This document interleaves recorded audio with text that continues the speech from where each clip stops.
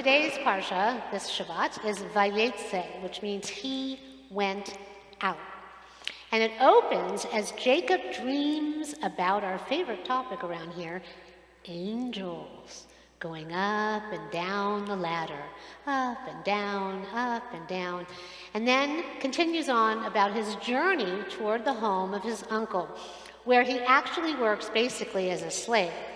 He thinks he's going to be earning the hand of his beloved Rachel, but he ends up marrying Leah first. Many of you know the story. And then Rachel, he bears children with them, and then also their maidservants.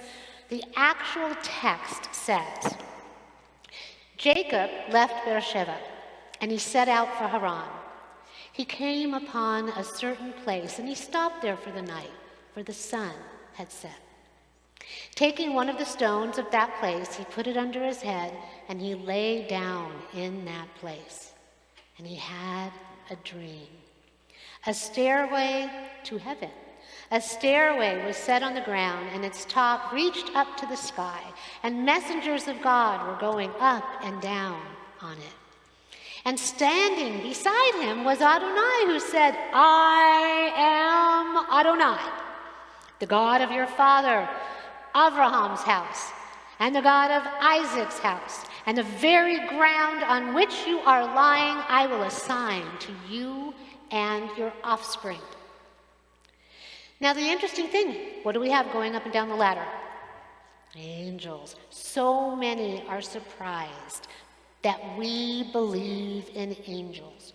Not here, because we discuss this all the time, and we share our stories, maybe at dinner after. If people have new stories we haven't heard about angelic intervention, we can share them. But we've shared so many over the years. But it's probably the most asked question that I have gotten in over 25 years. The first one is there actually a hell that we go to in Judaism? And the second one is, are there angels? Sometimes I think when people need angels the most, that comes up the most. When we have angels, we get to have that sense that there's something other. We know we can't see God. We can't really see the angels, but sometimes a person might come to you in the form of an angel. Abraham had many encounters, as you hear right now. Jacob did. So we too can sometimes, if you ever think, was that person real? Has anyone ever thought that? Was that just an angelic intervention? Sometimes somebody will manifest out of nowhere and have a message for us and then vanish. Because angels are messengers. Many people don't. Well, sometimes if you've never gotten a message or you've never recognized a message, then you think messages don't happen. How many here actually feel that they've ever gotten a message? Raise your hand high. Okay. How many want to get a message but feel they never got one? Good! May the force be with you. But sometimes messages are coming to us and we just don't actually know that they're messages, okay? So, how many have ever kind of had a thought in their head and then just sort of explained it away? Does that ever happen? Get a little thought in your head. Okay, did you ever get a thought that said, oh, you know what, I should do this, and then you go, oh, and then you find out later, oh, I should have done that. Has that ever happened? You know, sometimes, that is like a little intuition that's saying, you should do this. So I know somebody, I don't want to promote smoking cigarettes, but I know someone who has started smoking because they're in a hospital, and in this particular hospital, it's a mental health facility, everyone's smoking cigarettes, and this person had not smoked cigarettes in years. So I'm on a cruise ship. And what do they do on cruise ships? Duty free, right? So there's one carton of cigarettes, and I don't buy cigarettes, so they're over $100 for a carton of cigarettes. And so this one carton of cigarettes is a very expensive habit. It's on sale, $50. And if you buy two, you get a third one for free. So you're paying $100, but you're getting three. And normally those 3 cartons would be $330 plus tax, okay? So I'm looking, I'm thinking, it's kind of weird for the rabbi to buy cigarettes for someone and bring them back, but that is such a good deal. And every time I walk by that table, I keep hearing in my head, buy the cigarettes. Buy the cigarettes. I'm like, I don't even smoke, and I'm getting, buy the cigarettes. Did I buy them? It didn't listen. I explained it away. And as soon as I got off that ship, I get a phone call from someone because this person had started, they vaped instead of the cigarettes. But then they called me and said, the facility that I'm going into will not allow a vape. I need you to go buy me cigarettes. Would you help me out? And I was like, I could have gotten you 3 cartons for $100 and now, oh my gosh. So, but that, you don't know, that little message, that's a message. And maybe some angel was saying, you know, this person's going to need it. You should go ahead and get it. And then what did I do? I explained it away. I didn't listen. So if these things come and happen to you, if you get something in your head that's persistent, listen and say thank you. And pay attention to when you don't listen, if you then can look back and go, oh, you know, I should have listened. It's even like if you're taking a test in school and you want to change your answer. You know, should you change that answer? Usually your first answer is probably your best guess. But little messages are in your mind all the time, and they are gifts. Sometimes the angels actually will intercede in our behalf, like physically. Like have you ever looked at in your car, you're driving, and you know you've just missed an accident? Someone just swerved, and I know we have people who've had a couple incidences with that, and we've heard the stories. But sometimes they'll actually just intercede and shift the energy so that you'll be safe. So just be open to it because we have it in our Torah. Those angels go up and down the ladder between the heavenly realm and the physical realm, and they are here to help us. And if you ever, get disappointed and think, they're just not coming to me, then just have faith because they probably are. Because you're still here and you're functioning and all's pretty much going okay. So you've been divinely guided. Just keep putting one foot in front of the other and go on. So they're actually here to help us, to save us, and to keep us from calamity. As we enter our season of miracles and the month of Kislev, let us remember that even in the darkest of times, it's winter coming. Can you feel it? It's darker, right? What happens? We bring the light. Our candle continually burns, even when we don't feel like it, just like the Hanukkot that we are going to light right now, and that little miracle of oil that lasted, bringing 8 days of light.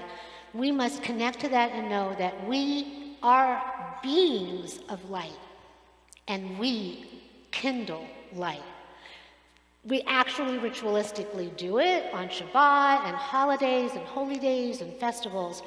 But we do it when we connect to the light and Shema, that light that's within us, that's connected to the divine.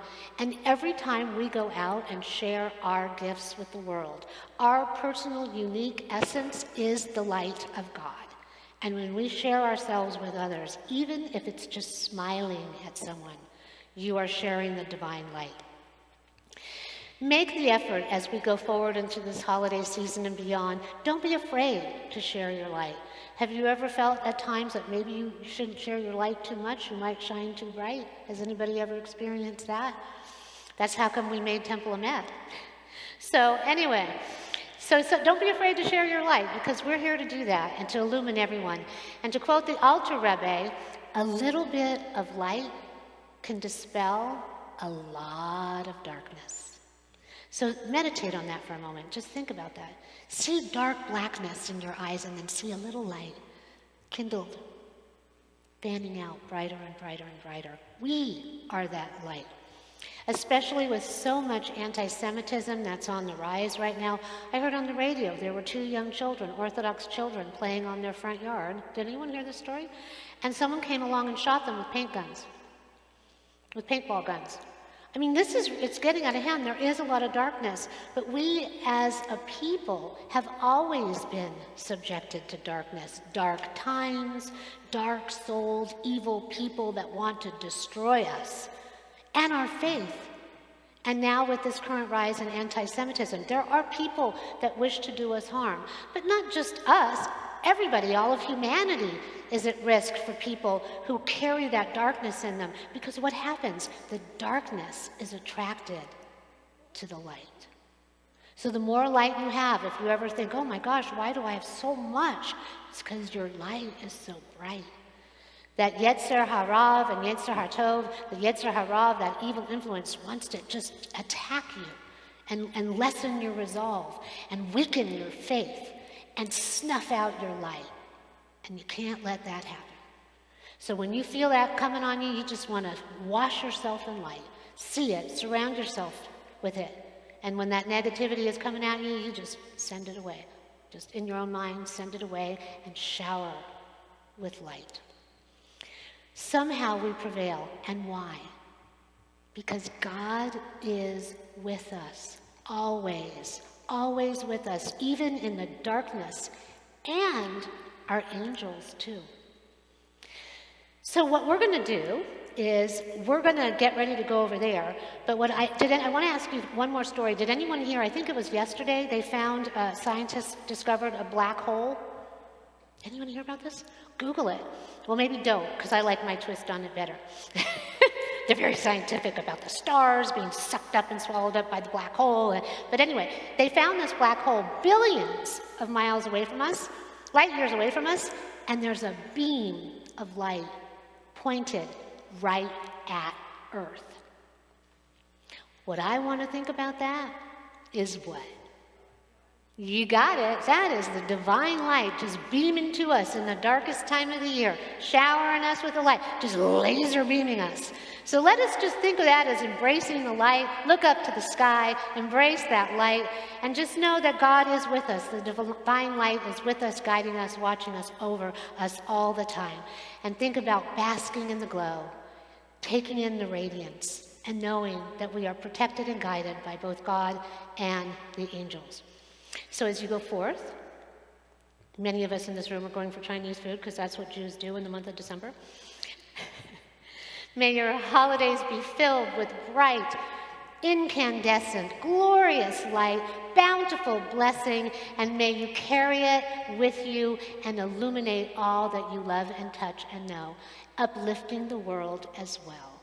Shabbat Shalom.